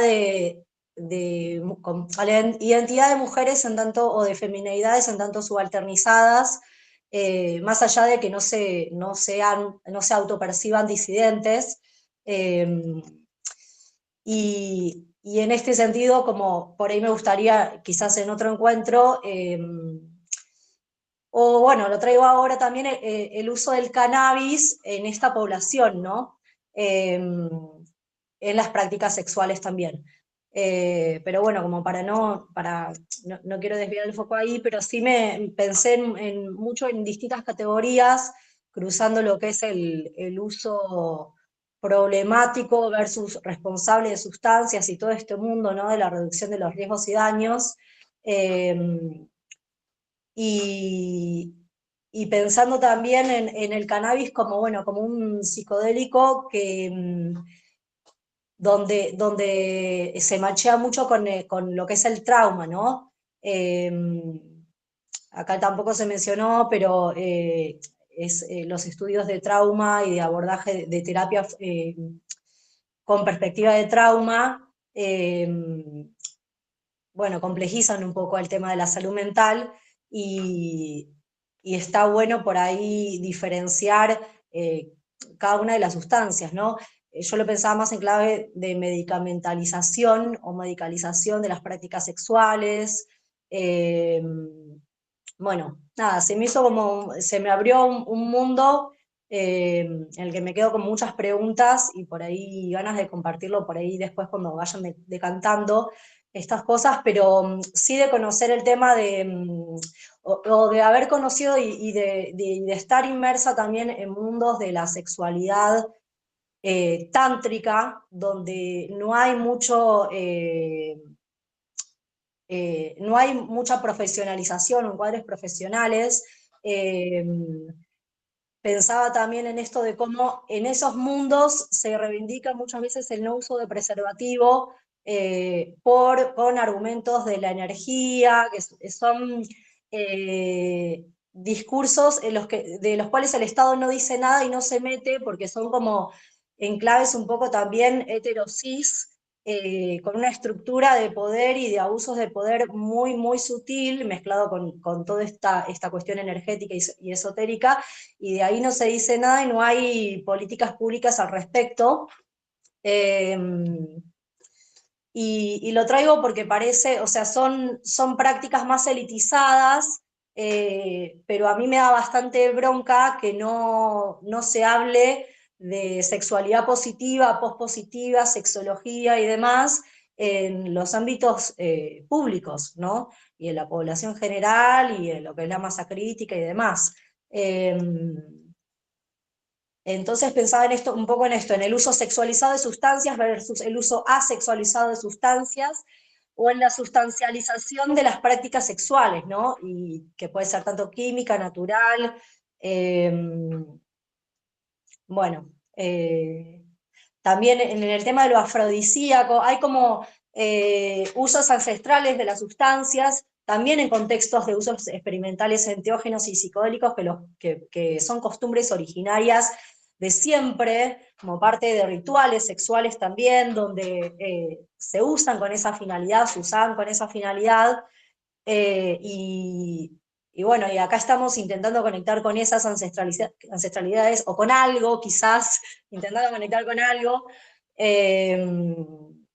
y bueno, parecen mundos muy distintos, pero en algún momento están mezclados, y bueno, nos pasó por encima el patriarcado del capitalismo.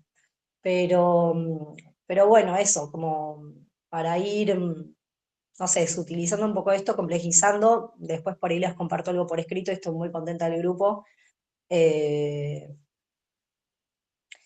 Y deberíamos Ir redondeando. creo que no me quedó más nada. Gracias. Excelente, gracias. Yo acá noté varias cosas también, pero como un pequeño spoiler, desde este pensar como grupo hemos traído la cuestión de la ancestralidad un poco desde el sur también, ¿no? Como algo, un gran interrogante que también nos tenemos. Así que como pequeño spoiler también que se sepa que es algo que va a ser por lo menos planteado para ver en qué andamos. Así que invitarles a las próximas jornadas ni que hablar porque estos temas se van a poder tocar también con más profundidad. Ahora le quiero dar el espacio a Pablo, si no me equivoco, que hizo una pregunta en el chat.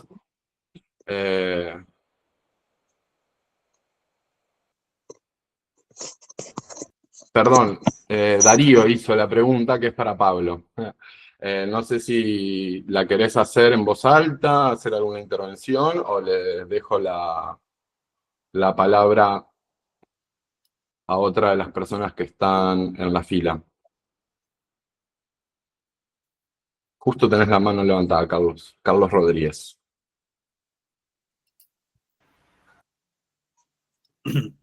Hola, ¿cómo están? ¿Me escuchan? Bien, bueno, gracias. Felicitaciones por la iniciativa. Mi nombre es Carlos Rodríguez, vivo en Olavarría. Soy una persona que hace 30 años vive con VIH. Y me quería compartir simplemente lo que me disparó, en el sentido de quedarme pensando, y que creo que en los próximos encuentros puede ser muy rico el complejizar la cuestión, ¿no? Primero, el sesgo que tienen todas estas investigaciones que compartieron, hombres blancos de países ricos, y poder, en esta mirada que ustedes tienen, ¿no? Desde el grupo, traerlo a este sur, Sudaca. Entonces me pareció importante la cuestión de pensar el estamento clase social, poder pensar también desde la psicología, la sociología, la antropología, la medicina, el proyecto de vida de las personas. Estoy hablando de personas que viviendo con VIH, que usamos drogas, como un porro mientras los escuché, por ejemplo. Relación que puede existir entre el CHEP-SEP y este fenómeno que ahora los medios hegemónicos visualizan, que es el crecimiento, la alta prevalencia de sífilis y de VIH y el coger a pelo. Si podríamos pensarlo holísticamente, en ciudades del interior de la provincia de Buenos Aires, donde mi trabajo como activista tiene que ver también con trabajar en temas de cárceles o con población muy pobre. Poder pensar también cuestiones como que ustedes las traían, y tomaba nota, el acceso a la salud mental, en la provincia de Buenos Aires, en nuestro país, el acceso a trabajo, a comida, a trechos, a cuidado. ¿El uso de drogas es solamente para sexualizado? ¿O usamos drogas ilegales también para el placer, para el goce, no solo para el sexo, para evadirnos, para ser un ratito felices, para relajar? Nada, preguntas que me hago, que dejo abierta y quería compartir. Gracias. Muchas gracias, Carlos. Nada, eso, vamos a tener todo esto anotado y vamos a hacer una gran minuta para retomar todos estos temas en los próximos encuentros. Quería pedirle a Viti, perdón que siga el nombre, si, ahí ya salió el micrófono, gracias, que estaba abierto. Pero bueno, todos estos temas, como también hablaba un poco Joaquín al principio, la ausencia de estudios referidos a la cuestión de clase y todos estos temas que vos seguís trayendo en estas puntuaciones de anotaciones, van a ser cosas que sin dudas quedan como disparadores para el resto de las jornadas. Así que gracias por la intervención y las ganas de estar y participar. Me queda una persona levantando la mano, que es Alejandro Roa, y después me gustaría ya darle espacio a Cristian, que está ahí junto a Seba, para si quieren hacer algún... Pero por el momento, Alejandro, bienvenido. Muchas gracias. ¿Qué tal, compa? Soy Alejo del colectivo de reflexión de los consumos. Saludo la iniciativa y el encuentro, me parece sumamente necesario como sumarle a la militancia de los activismos, de la reducción de riesgos y daños, a la perspectiva específica que nos genera el CHEMSES, porque en la jornada vimos cómo es una categoría también dinámica y variable. Yo soy sociólogo, tengo HIV y soy usuario de drogas, y es como cuando hablaban entre los números de las estadísticas y los censos, me encontraba, y también cuando hablábamos de estudios de caso también me encontraba y me preguntaba cuál es la mejor forma para hablarnos, que obviamente tiene que ser desde una perspectiva comunitaria, entre pares, de derechos humanos, desde la perspectiva de género, desde la perspectiva queer, desde los activismos. Y en ese sentido, hacerle caso a nuestras trayectorias de vida, en el sentido de que muchos militamos porque también sentimos la vulneración de derechos muy en carne propia. Y cuando problematizamos en relación a las sustancias legales o ilegales, incorporamos la perspectiva de la salud mental y hablamos de los antidepresivos, del clonazepam y demás, y yo me hago esta pregunta, que tiene que ver con mi trayectoria de vida, de las drogas que nosotros tomamos en relación a los retrovirales, ¿qué información tenemos sobre ellas? A mí me pasó que tengo que buscar exhaustivamente cuál es la mejor, los pros y los contras, los riesgos. Entonces, como que la pregunta que me sugiere es, ¿se puede pensar una perspectiva de reducción de riesgos y daños también pensándola en los retrovirales que nosotros consumimos, pensándolo como una cuestión de drogas en este mundo amplio de paraguas que tenemos? Y nada, eso, gracias por el espacio, compas. Muchas gracias, Alejo, ¿cierto? ¿De qué parte, Alejo? De Buenos Aires, capital. Bueno, tema interesante también, que vamos a retomar también a futuro. Yo ahora le quiero pasar la posta a mis compañeros, que han sido los coordinadores, yo me encargaba más o menos de esta parte, pero agradecerles y a ver qué tienen los compas un poco para compartir. Ahí, bueno, yo soy Chris, que no me presenté, algunos me conocen. Quería, digamos, como plantear la pregunta, ¿no? Un poco esto que salía sobre la atención de si conocemos las formas de cuidado, si alcanza con conocer, si es información, si es... ¿Qué relación hay ahí, digamos, entre el riesgo y el riesgo, digamos, como parte de la experiencia del placer? Sí, lo que me parecía ahí tener presente que algo parece que estamos tirando todo para los encuentros que vienen, pero bueno, la idea es, la jornada son 3 encuentros que de alguna manera nos van a abrir un montón de cosas y seguramente vamos a tener que extender el tiempo para los próximos, ¿no? Pero sí me preguntaba quizás en el campo de la sexualidad, por así decirlo, tenemos un montón más de herramientas y de discusiones, ¿no? En todo caso, sabemos qué es el VIH, qué es la sífilis, cuáles son los tratamientos. Me pregunto en esta intersección de la sexualidad con el consumo de sustancias, ¿cuánta información tenemos respecto al uso de las sustancias? Sobre todo pensando en que existe, digamos, un contexto prohibicionista, ¿no? En donde las sustancias que se utilizan también son ilegales y la ilegalidad de las sustancias también sabemos que complejiza conocer la calidad, conocer el tipo de sustancias. También me parece que es interesante traer algo en esto que traía Joaco, me parece que lo trajo Joaco, digamos, que quizás en las definiciones más europeas no aparece la merca, digamos, como una de las sustancias con tanto peso como sí aparece en Argentina. De esto está Denner, que de psicoqueer, digamos, que labura esto, no digo, como traer estos elementos que van quedando para ir dándole vueltas, entendiendo que me parece, digamos, que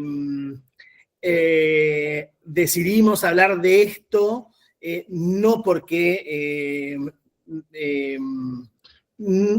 no sin saber que quizás no hay estudios más pensados en la intersección de raza, clase, sur, etcétera, o incluso mujeres, o incluso travestis y trans, digamos.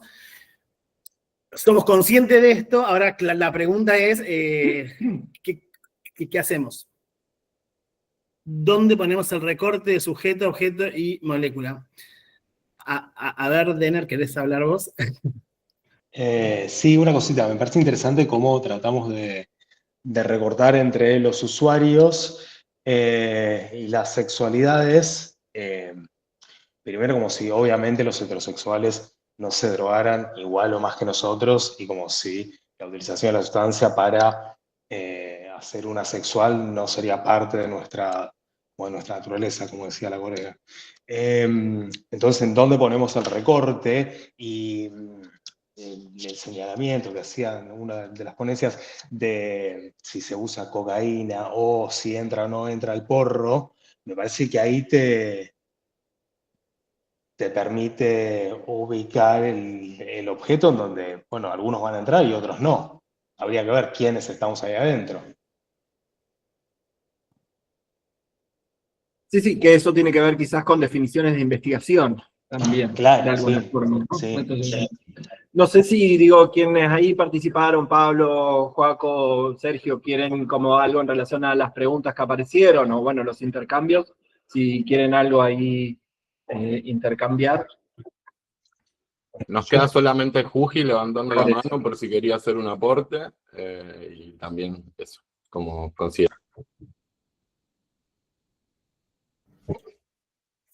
Yo quería hacer solamente una aclaración antes de darle la palabra a los oradores para el cierre, que nosotros en la concepción también se nos complicó el recorte de lo que significa chemsex, y que esto es una nueva, o sea, es un espacio para abrir interrogantes y para hacernos estas preguntas. Es dónde se recorta, dónde está el trabajo sexual, dónde queda la utilización de sustancias que no tienen que ver necesariamente con el placer, pero que sí se utilizan para sexualizar situaciones, o sea, todos estos recortes, la idea es traerlos y problematizarlos para ir desarmándolos juntos y desde abajo hacia arriba, no una bajada de línea. Eso. Sí, yo puedo dejar brevemente un par de cositas que creo es donde yo puedo hacer el aporte. En principio, para lo que mencionaba Cami sobre lo que está pasando con los insumos. También este gobierno está quitando los medicamentos de remediar, digamos, si la persona hipertensa se puede morir en 24 horas, ¿no? Si no toma su medicación. Entonces, ahí yo lo pondría en el plano más general de la salud pública, no solamente lo que pasa en nuestros temas. Y ahí desde nuestro lugar sigue siendo el mismo, digamos, entre quienes no nos interesa la salud pública, ¿no? Digo, seguir reclamando, seguir discutiendo y sí ser francos con la persona a la que estamos asesorando, ¿no? Digo, ¿cuál es el contexto en ese caso? Pero, digo, si sabemos que hay una medicación que le sirve a la persona, que la necesita, que legalmente está disponible, debería estar disponible, bueno, digo, por no hay que dar esa pelea, pero nos excede estos temas. Digo, me parece que en este momento estamos en una política de destrucción de toda la salud pública, digamos, y en ese sentido me parece que la tenemos que hacer global, digo, esta pelea, más allá de las situaciones puntuales que tenemos cada uno en cada una de las áreas.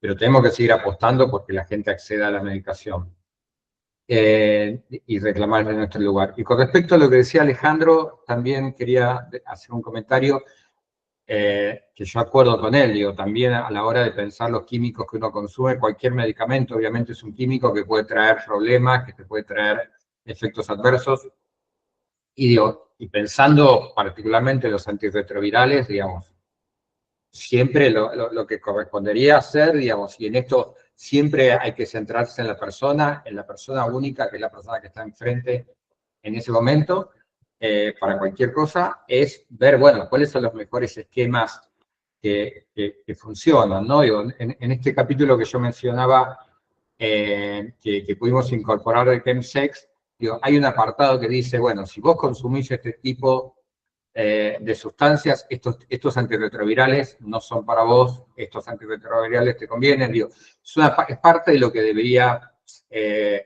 formar la consulta, digamos, y la conversación entre una persona que está utilizando antirretrovirales, no solamente por el tema del chemsex, sino también, digo, por cualquier otra cosa que estés utilizando. Pero digo, yo coincido, absolutamente cualquier medicamento es un químico, digo, que te puede ayudar por un lado y que te puede traer otros problemas. Y cuando vos estás combinando cosas, es importante tener en cuenta todo eso en una conversación, ¿no? Yo, a veces, si no te queda otro antirretroviral y va en contra de alguna sustancia que consumís, bueno, quizás haya que negociar, eso por ahí ya no te conviene. Pero mientras haya opciones, siempre buscar cuál es la mejor combinación para tus decisiones de vida.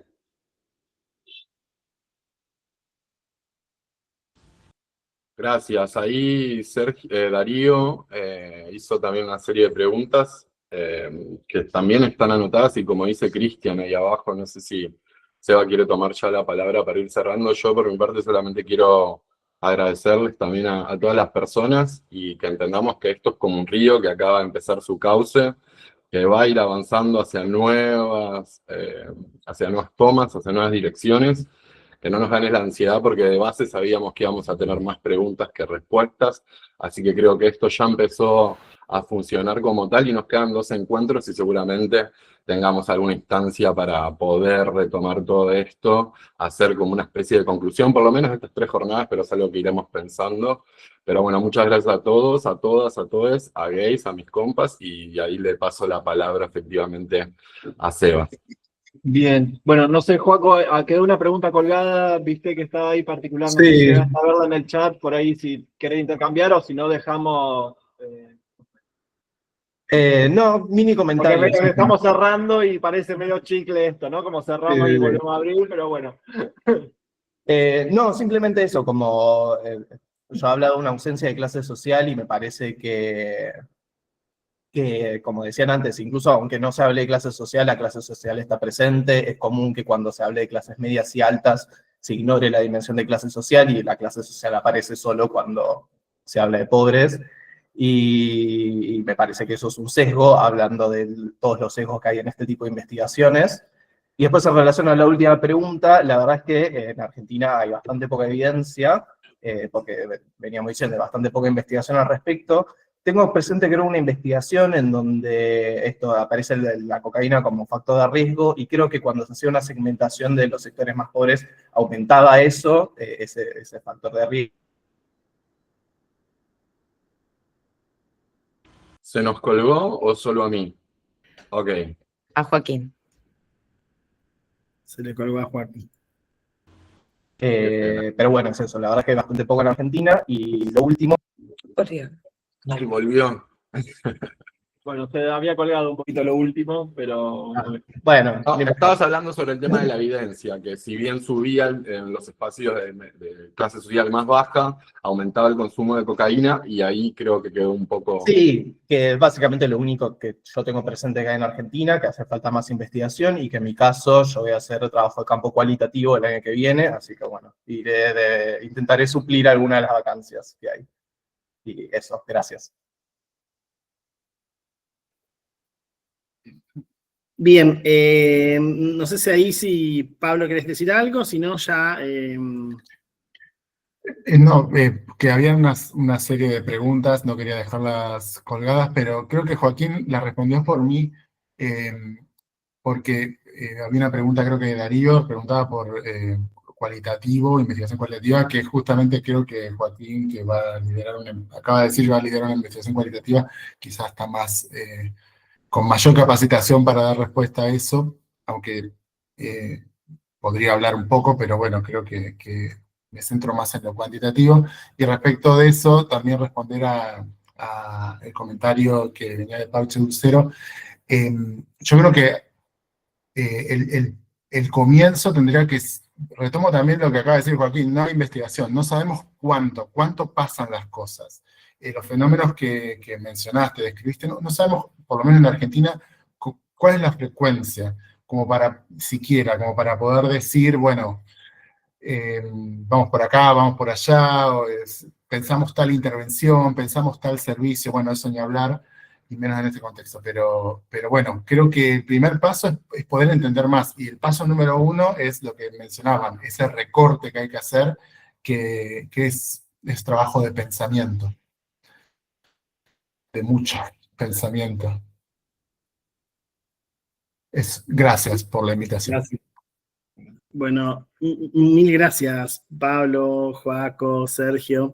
Ahí, antes de que Seba cierre, queríamos compartir, bueno, en primer lugar, como verán, yo aparezco como Colegio de Trabajadores Sociales de la Provincia de Buenos Aires, bueno, agradecer al Colegio de Trabajadores Sociales de la Provincia de Buenos Aires que nos presta la plataforma, digamos, para poder realizar estas jornadas que se puedan grabar. Y también queríamos agradecer a quienes han adherido a estas jornadas, y las adherencias siguen abiertas. Nos parece que no es un detalle, sino que tiene que ver justamente con construir redes. Entonces, agradecemos ahí al grupo de estudios de procesos colectivos de la UNLP, a la LOCA, que también adhirió, al Laboratorio de Investigaciones en Movimientos Sociales y Condiciones de Vida, a Positivo Goya, a ChemSexP, que es de Perú, de Lima, a Prevención Zona Norte, Grupo de Pares, a Parche Dulcero, a ARDA, a STOP, a Antroposex, también al colectivo de consumos, de reflexión en consumos, que Ale estuvo ahí tomando la palabra, y hay muchos más que los vamos a ir nombrando,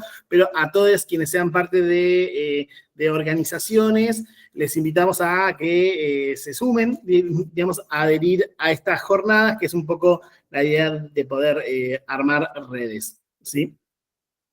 Así que bueno, medio ahí como para cerrar, agradecerles, nada, que se han quedado también ahí sosteniendo, o sea que entiendo que hubo ahí un interés sostenido. Gracias a los invitados también por compartirnos, ¿no?, todo el conocimiento, la información que están empezando como a tener y poder ordenarnos un poco. También me parece importante esto de quizás pensar esas transformaciones sociales que implican la sexualidad y cómo también quizás van modificándose, aunque también por lo que venimos y nos compartieron, esto en relación al sexo y las drogas es de muchísimo tiempo, o sea que nos acompaña como humanidad, ¿no? Entonces, bueno, también ahí pensar cuáles son o qué respuestas del sistema de salud necesitamos, que no sean justamente respuestas normatizantes o que vengan de arriba hacia abajo, sino que también que se adapten a las formas de vida de las personas, ¿no? Entendiendo a cómo quizás haciendo las prácticas y las tecnologías actuales para poder pensar presupuestos necesarios, ¿no?, que se ajusten a estas formas de vida quizás actuales. Así que, bueno, nada, a poder volver a encontrarnos martes que viene y el otro martes, ¿no? Nos quedan 2 encuentros más para seguir desarmando esto. Uno el próximo que viene con más experiencias desde otros lugares para terminar en el último encuentro con experiencias locales, o qué es lo que se está empezando a gestar como respuesta al chemsex, más acá en ámbitos eso desde Argentina. Así que bueno, nos vemos en una semana. Bien, gracias. Nos vemos, buena semana. Ahí les vamos a compartir al mail un link para que puedan compartir sus resonancias. Y síganos y compártanos en las redes, por favor. Muy bien. Así seguimos creciendo. Está todo ahí en el chat. Saludos, muchas gracias. Se alimentan bien. Gracias. Nos amamos. Chau, chau. Eso. Se me portan mal y se alimentan bien. Mira,